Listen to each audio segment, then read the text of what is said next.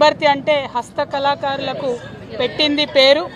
మరి అటువంటి పెంబర్తి రావడం, మొత్తం సొసైటీకి సంబంధించినటువంటి సభ్యులందరినీ కూడా కలవడం, గ్రామంలో ఉన్నటువంటి చాలా పవర్ఫుల్ దేవాలయం అమ్మవారిని దర్శించుకోవడం, మా అమ్మాయి అమ్మవారిని దర్శించుకోవడం, అదేవిధంగా సర్దార్ సర్వాయి పాపన్న గౌడ్ గారికి మనం గౌరవించుకోవడం, మరి ఇట్లా అనేకమైనటువంటి అంశాలతోని వాళ్ళ పెంబర్తి విజిట్ జరుగుతూ ఉంది. జనగామ జిల్లా కావాలని చెప్పి తెలంగాణ ఉద్యమ సందర్భంగా మనం కలగన్నాం. మరి వాళ్ళ తెలంగాణ వచ్చినాక కళ సాకారమై అద్భుతంగా అభివృద్ధిలో జనగామను ముందుకు తీసుకొని వెళ్ళినటువంటి నాయకుడు పెద్దలు గౌరవనీయులు కేసీఆర్ గారికి జనగామ జిల్లా ప్రజలందరూ కూడా వారు గుర్తు చేస్తూ ఉన్నారు. ఎందుకంటే 60 ఏళ్ళ ఆంధ్ర పాలనలో ఎన్నడూ కూడా జనగామ జిల్లా అవుతుందని కానీ, జిల్లా అయినాక మెడికల్ కాలేజ్ కానీ అనేకమైనటువంటి సదుపాయాలు ఇవాళ జనగామకు వచ్చినాయి. అవి రావని అనుకున్నారు, కానీ ఇవాళ అవన్నీ కూడా సాధ్యపడ్డదంటే కేవలం కేసీఆర్ గారి నాయకత్వంలోనే అవన్నీ సాధ్యపడ్డదన్న విషయాన్ని మనం గమనించుకోవాలి. ఇవాళ మీరు చూస్తూ ఉన్నారు, మరి అనేకమైనటువంటి కార్యక్రమాలు మనం హస్తకళలను పెంపొందించడానికి ఇదివరకు చేయడం జరిగింది. కానీ ఇప్పుడు అవన్నీ కూడా కుంటుపడ్డ దిశగా కనబడతా ఉంది. ఇక్కడ మహిళలందరూ నాకు చెప్తా ఉన్నారు, మరి ఇంత పెద్ద పేరున్నటువంటి గ్రామంలో ఇప్పుడు ఉచిత బస్సు అని పెట్టింది, కానీ కనీసం బస్సు కూడా ఆగుతలేదు మా ఊర్లో అని చెప్తున్నటువంటి పరిస్థితి ఉన్నది. సో ప్రభుత్వానికి నేను విజ్ఞప్తి చేస్తూ ఉన్నా, ప్రపంచవ్యాప్తంగా పేరున్నటువంటి గ్రామం పెంబర్తి గ్రామం. నిన్న మొన్ననే పోయిన సంవత్సరం కేంద్ర ప్రభుత్వం కూడా టూరిజం స్పాట్లో పెంబర్తి గ్రామాన్ని పెట్టినటువంటి గ్రామం. కాబట్టి ఖచ్చితంగా పెంబర్తిలో పర్మనెంట్ బస్ స్టాప్ ఏర్పాటు చేయాలి, బస్సులు ఇక్కడ ఆగాలని నేను డిమాండ్ చేస్తూ ఉన్నాను. అదేవిధంగా ఇవాళ మనం చూస్తూ ఉన్నాం, తెలంగాణ వ్యాప్తంగా కూడా మొత్తం బడుగు బలహీన వర్గాల బిడ్డలందరూ కూడా మేల్కొని మరి అందరం కూడా కలిసి ఉద్యమాలు చేయడం జరిగింది. మీ అందరికీ తెలుసు, తెలంగాణ జాగృతి నుండి గత 13 ఏళ్ల కింద ఉమ్మడి ఆంధ్రప్రదేశ్లోనే అసెంబ్లీలో అంబేద్కర్ విగ్రహం పెట్టాలని అడిగినటువంటి సంస్థ జాగృతి సంస్థ. ఆ తర్వాత ఎవ్వరూ మాట్లాడనప్పుడు ఈ రాష్ట్రంలో మరి బీసీలకు మీరు కామారెడ్డిలో డిక్లరేషన్ చేసిండ్రు, 42% రిజర్వేషన్ ఇవ్వాల్సిందే అని చెప్పి ఉద్యమాన్ని పెద్ద ఎత్తున లేవనెత్తి అన్ని రాజకీయ పార్టీలని అందరినీ కూడా కలుపుకొని బీసీలలో పెద్ద నాయకులు గౌరవనీయులు కృష్ణన్న గారిని, వక్లాభరణం గారిని, అట్లానే జస్టిస్ ఈశ్వరయ్య గారిని, అట్లా ఇంకా అనేక మంది పెద్దలందరినీ కూడా కలుపుకొని వారి సలహాలు సూచనలు తీసుకొని వి ప్రకాష్ అన్న గారిని మరి ముందుకెళ్తున్న సందర్భం మీరు చూసిరు. ఇవాళ జాగృతి సంస్థ చేసినటువంటి ఉద్యమాలు ఒక బలమైన ప్రతిపక్ష పార్టీగా బీఆర్ఎస్ పార్టీ గలమెత్తినటువంటి అంశాలు ఇవన్నీ చూసి భయపడి కాంగ్రెస్ పార్టీ బీసీలకు బిల్లు పెడతానని నిన్న చెప్పడం అన్నది మనందరికి కూడా గర్వకారణం. ఈ బీసీల బిల్లు అన్నటువంటిది తెలంగాణ బీసీ బిడ్డల విజయం అని చెప్పి నేను భావిస్తూ ఉన్నాను. కానీ ఒకటి గుర్తుపెట్టుకోవాలి, ఇది తొలి విజయం మాత్రమే. కాంగ్రెస్ పార్టీకి ఎప్పుడైనా మాట ఇచ్చి దోకా చేసేటటువంటి అలవాటు ఉంది. దోకాబాజ్ కాంగ్రెస్ పార్టీ కాబట్టి బిల్లులో మనం 2-3 అంశాలు ఇవాళ ప్రతిపాదిస్తూ ఉన్నాం. ఇది తెలంగాణ వ్యాప్తంగా ఉన్నటువంటి బీసీ బిడ్డలందరూ కూడా జాగ్రత్తగా విని ఆలోచన చేయాలి. ముఖ్యంగా ఇంటెలెక్చువల్స్ అందరూ కూడా ఆలోచన చేయాలని నేను రిక్వెస్ట్ చేస్తూ ఉన్నా. ఏమంటుంది ప్రభుత్వం? ఒకటే బిల్లు 42% పెట్టి దాన్ని కేంద్ర ప్రభుత్వానికి పంపించి చేతులు దులుపుకుంటామంటున్నారు. కానీ ఎన్నికలలో అట్లా చెప్పలే, 42% ఇస్తాం రిజర్వేషన్ అని చెప్పిను. ఇవాళ మేము ప్రపోజ్ చేసేది తెలంగాణ జాగృతి నుండి ఏంటంటే, మీరు 1 కాదు 3 బిల్లులు పెట్టాలి. ఎందుకోసం 3 బిల్లులు పెట్టాలి? మీరు 46% బీసీలు ఉన్నారని చెప్పారు.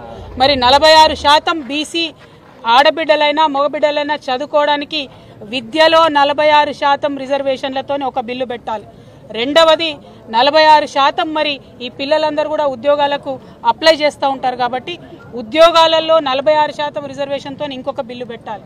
పొలిటికల్గా వాస్తవానికైతే మీరు తప్పు లెక్కలు చేసినప్పటికీ వచ్చిన 46% పొలిటికల్ పెట్టాలి రిజర్వేషన్. కానీ మీరు 42 ఎన్నికలలో చెప్పిన కనీసం 42%తోనన్నా మీరు పొలిటికల్ రిజర్వేషన్ కోసం 3వ బిల్లు పెట్టాలి.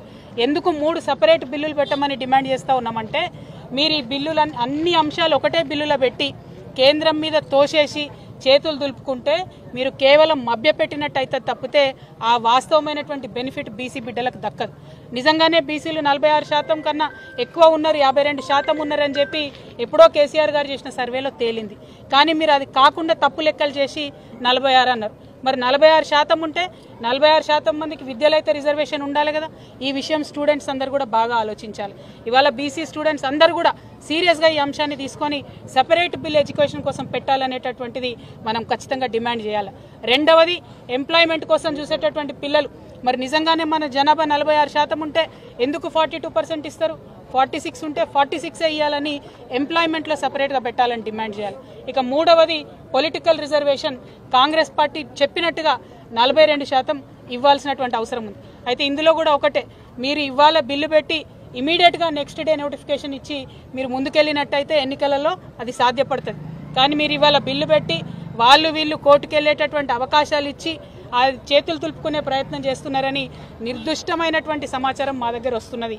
కాబట్టి అలా కాకుండా మీరు పెట్టేటటువంటి బిల్లు సరిగ్గా తేలేటట్టుగా, మీరు పెట్టేటటువంటి బిల్లు బీసీలకు బెనిఫిట్ ఇచ్చేటట్టుగా, అన్ని కోర్టు పరీక్షలు పాస్ అయ్యేటట్టుగా, కేంద్ర ప్రభుత్వం మీద ఒత్తిడి తీసుకొచ్చే విధంగా, బెనిఫిట్ వచ్చే విధంగా ఉండాలని చెప్పి మేము డిమాండ్ చేస్తూ ఉన్నాం. మరొక కీలకమైన విషయం, నిన్న బట్టి విక్రమార్క గారు మాట్లాడుకుంటూ మేము రీసర్వేకు 16వ తారీఖు నుంచి 28వ తారీఖు వరకు అవకాశం ఇస్తారని చెప్పారు. మేము బట్టి విక్రమార్క గారికి మళ్ళొకసారి చెప్తా ఉన్నాం, హైదరాబాద్ మహానగరంలో అయితే దాదాపు 60% మంది మా ఇళ్లలోకి రాలేదని చెప్తున్నారు.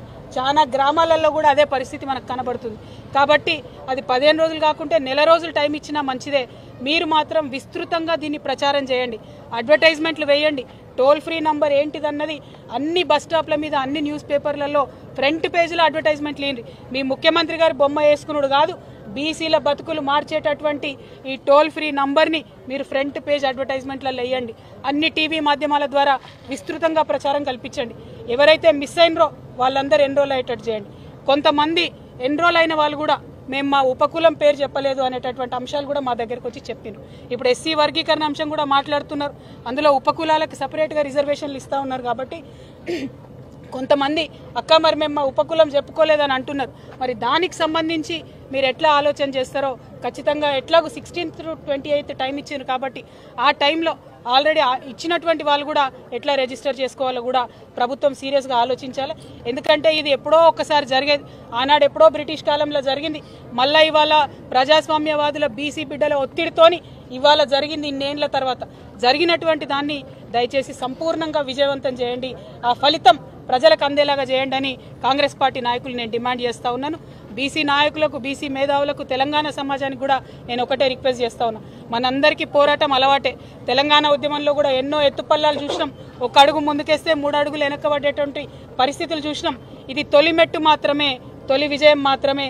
కానీ బిల్లు సరిగ్గా పెట్టి అందులో లోపాలు లేకుండా చేసి ఆ బెనిఫిట్ మన పిల్లలకు వచ్చేంత వరకు కూడా మనం మొక్కవోని ధైర్యంతోని, ఐక్యతతోని మాత్రమే ఈ ఉద్యమం లక్ష్యం చేరుతుంది. కాబట్టి ఈ ఐక్య ఉద్యమాల కోసం అందరం కూడా సంసిద్ధంగా ఉండాలని చెప్పి మేము పిలుపునిస్తా ఉన్నాం. Thank you.